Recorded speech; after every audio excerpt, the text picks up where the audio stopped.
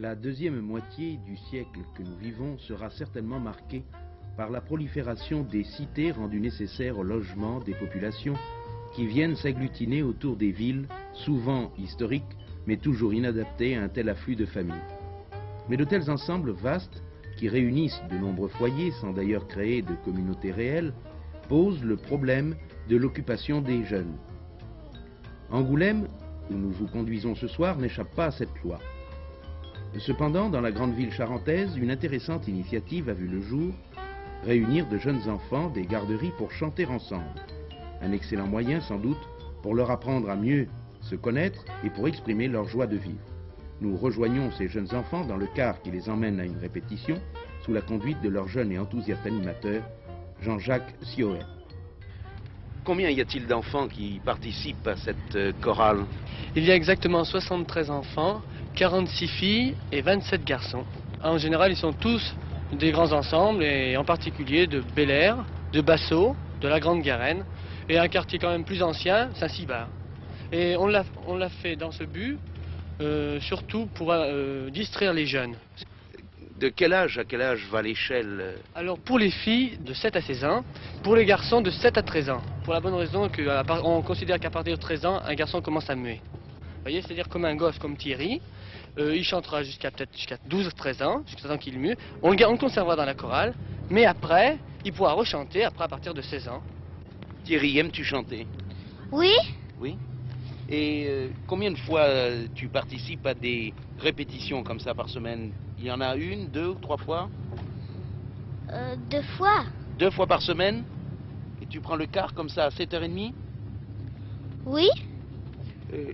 Vous ramassez donc ces enfants avec des cars de la municipalité, puisque cette chorale est en quelque sorte subventionnée par la municipalité d'Angoulême. Pas subventionnée, mais elle appartient à la municipalité. C'est-à-dire que la municipalité peut en faire ce qu'elle veut dans la mesure de ses possibilités. C'est elle qui donne l'orientation à la chorale. Ainsi, 2 fois par semaine, les enfants des cités de la périphérie d'Angoulême se retrouvent à une répétition dirigée par Jean-Jacques Sioët et accompagnée par Madame Danière.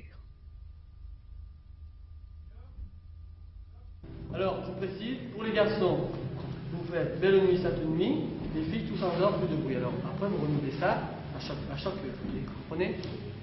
Bon, alors la note, s'il vous plaît.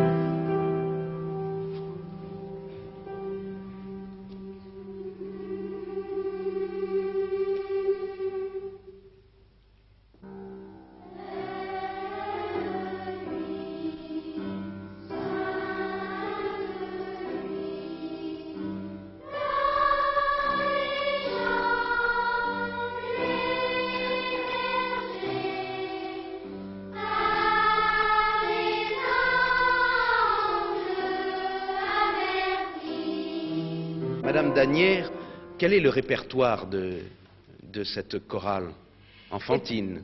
Eh bien, nous voulons faire un répertoire moderne, mais de folklore d'une part, mais nous mettrons du Schubert, nous mettrons du classique et des choses tout à fait modernes, puisque nous avons déjà travaillé du Bécaud, nous avons travaillé, Monsieur le maire a eu la gentillesse de nous faire une chanson, ce qui nous fera tout de même une chose moderne.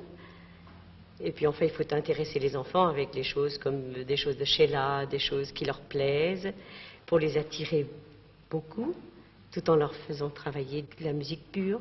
Ainsi donc, vous répétez dans les locaux de la mairie d'Angoulême, mais vous participez aussi, je crois, à certaines de ces manifestations. Oui, nous avons en effet participé aux manifestations officielles organisées par la ville d'Angoulême, en particulier le jumelage avec Victoria et Angoulême, le 23 novembre, si je me souviens bien.